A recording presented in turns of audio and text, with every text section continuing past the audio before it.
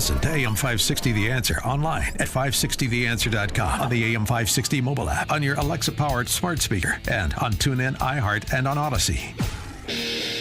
If you're looking for the latest news, insight into what it means, and the sharpest opinion, there's only one station in Chicago where you can turn, and it's this one. We're AM 560, The Answer. Top of the morning, Dan and Amy. In his sit-down with Tucker Carlson the other evening, former President Trump had this to say about the greatest threat facing America. Who's the biggest problem, sir? Is it China? Could it be Russia? Could it be North Korea? No, I said the biggest problem is from within. It's these sick, radical people from within, because we can handle, if we're smart, we can handle Russia, China. I did. The greatest threat America faces is from within. A geopolitical commentator that I mention from time to time, he writes over at Geopolitical Futures, George Friedman, agrees with Trump. He offers a bit of a academic veneer over that agreement, but he writes recently, the brutal social issues from race to gender to guns create a public division that affects the functioning of government. Relations within the political system at all levels are increasingly venomous. The financial system has left an economic crisis. As forecast, the technological system will become increasingly inefficient, and the public appetite for its goods will be in decline. The financial system portends economic decline that will breed increasingly desperate and simplistic solutions, further drawing capital out of the financial system.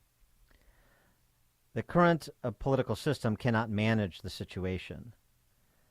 It is impossible to explain all the details of a system failure or the need for a new political order. At this point, the only thing that can be said is that we are heading into failure. It's dire. For more on this, pleased to be joined. We haven't talked to him in a while. Our friend Jed Babbin, former United States Deputy Undersecretary of Defense, contributor to the Washington Times and the American Spectator. Jed, thanks for joining us again. Appreciate it.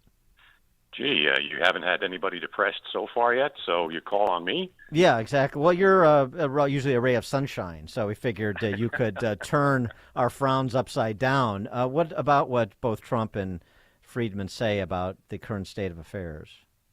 Well, I think they're both pretty much right. I think it goes to a very profound lack of confidence in the country by people who don't feel that they owe the country anything.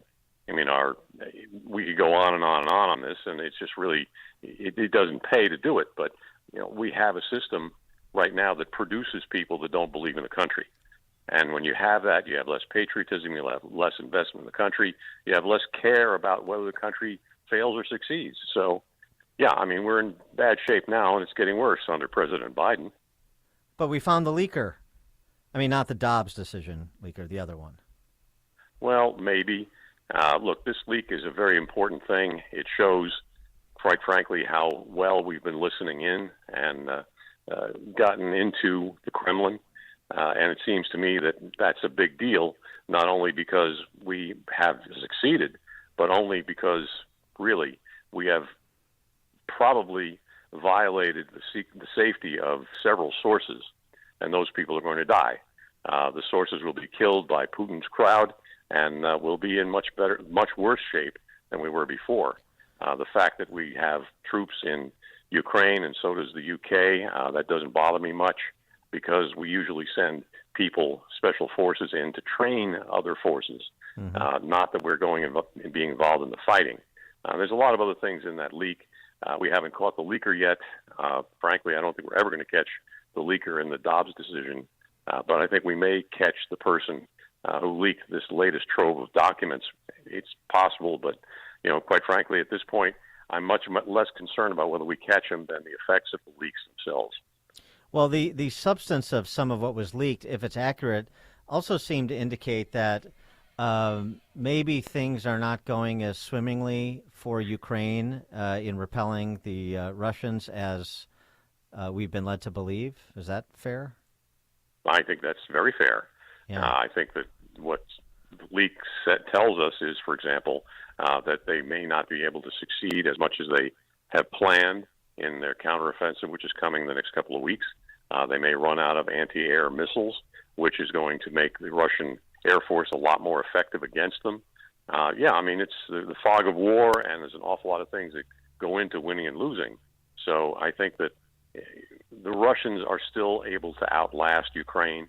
They can throw more people and more weapons and so forth into it. And at some point, the Ukrainians are not going to be able to keep up. Well, so what? So if what was in those documents that were leaked is accurate, then what should the United States do?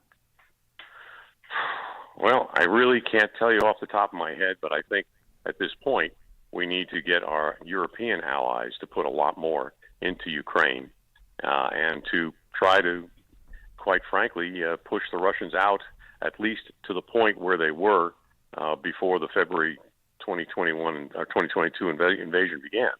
You know, if we can push them back, if the Ukrainians can push them back to the borders of Crimea, I think that's probably as well as we could possibly do at this point, and I'm not sure that can be done.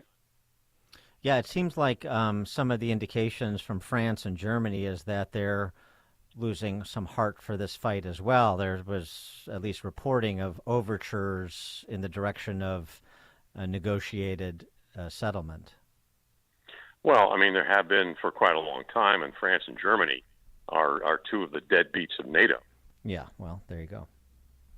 Yeah, but I mean, so what does that portend for European allies stepping up, particularly when they're not being pressed to do so by this administration?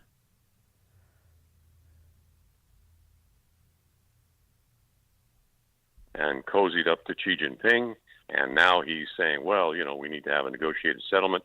Yeah, I mean, the weak people in Europe are going to continue to be weak, and we're not going to get much help from them. So it's up to us and the United Kingdom and Poland and a few other NATO allies, not Germany and France and Spain and Italy and so forth, but those few nations that are helping to help at least bring this back to where it could be pre the February 2022 invasion. I mean, that's the best we can do.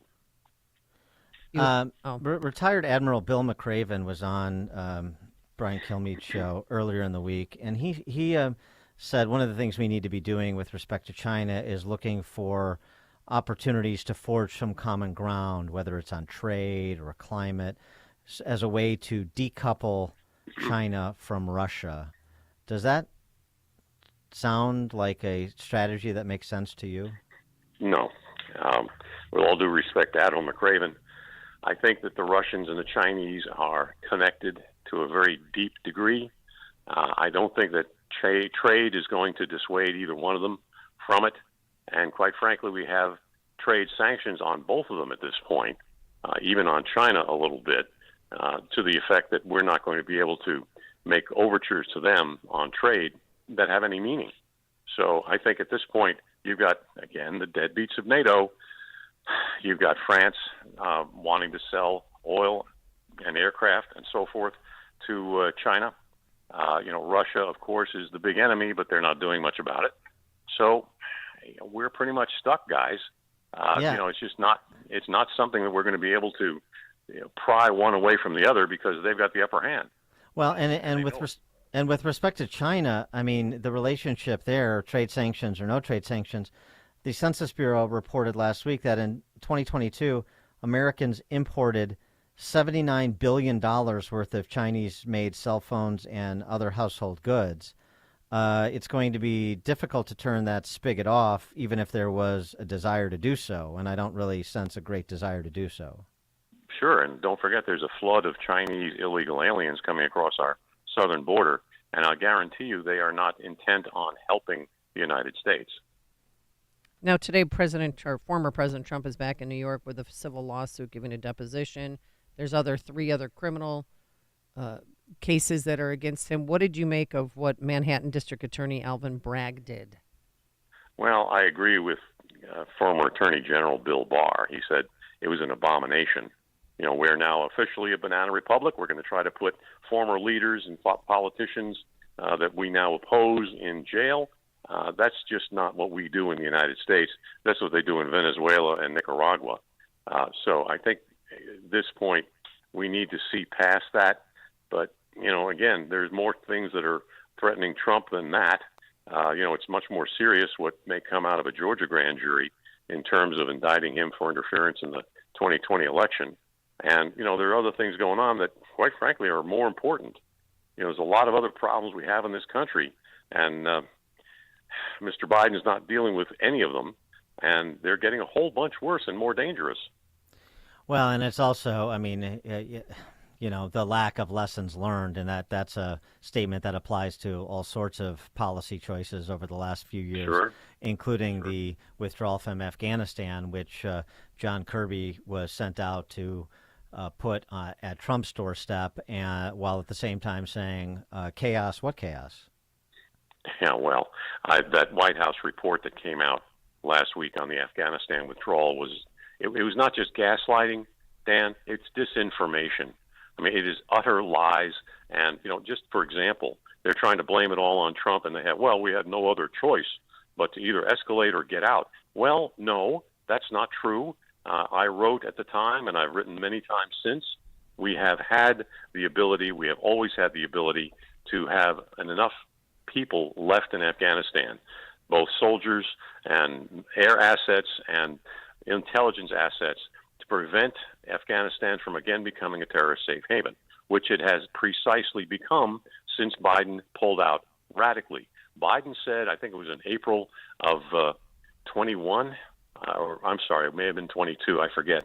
It was in April of 22, I believe, that we have degraded the terrorist threat so that Afghanistan will no longer be a safe haven. Well, guess what, folks? It is. According to General Eric Kurilla, who is now the commander of CENTCOM, U.S. Central Command, we have the ISIS-K, ISIS Khorasan group that may attack the United States or our allies within 6 months from its safe haven in Afghanistan. And there are other terrorist networks there. Biden has done nothing. His over-the-horizon strategy is a total failure because they didn't apply it. Yeah, they killed Zawahiri, but they haven't done anything else. And this is a tremendous danger to the United States, to our allies, and it's all, it's not at Trump's doorstep. It's at Biden's. He is Jed Babbin, former United States Deputy Undersecretary of Defense, contributor to the Washington Times and the American Spectator. Jed, thank you as always. Appreciate it. My pleasure. Thank you. And he joined us on our turnkey.pro answer line. There's only one radio show in Chicago talking about today's biggest stories and telling you what they really mean. That show is this one, Chicago's Morning Answer on AM 560, The Answer. Dennis Prager here. Sue and I mean it when we say dogs are part of our family. We love Otto and Snoopy so much, and there's nothing like their loyal companionship. So we provide them with Ruff Greens, R-U-F-F, because we want them to feel healthy and be with us as long as possible. I know Charlie Kirk feels the same way. The Pragers and I couldn't agree more. I rely on my trusted furry friend, Mr. Briggs, who's an absolute machine, and he relies on me to provide what's best for him. Naturopathic Dr. Dennis Black has packed Ruff Greens, not a dog food, but a supplement full of vitamins, minerals, digestive enzymes, and omega oils that Mr. Briggs absolutely needs and loves. Trying Ruff Greens for your dog just makes sense. Greetings, Naturopathic Dr. Dennis Black here. I'm honored that the Pragers and Charlie trust their dog's health to Ruff Greens. I'm so confident that Ruff Greens can help your dog too that I'm offering you a free Jumpstart trial bag. Just cover the shipping. Yes, dog food is dead food, but it doesn't have to be. Go to ruffgreens.com. Want to remodel your kitchen or bathroom? There's only one name to remember, ForEverRemodeling.com. Not Core Ever Remodeling or Door Ever Remodeling or Explore Ever Remodeling. It's ForEverRemodeling.com. Need an addition or whole home remodeling? Don't call 1, 2, 3 Ever Remodeling. It's ForEver Remodeling.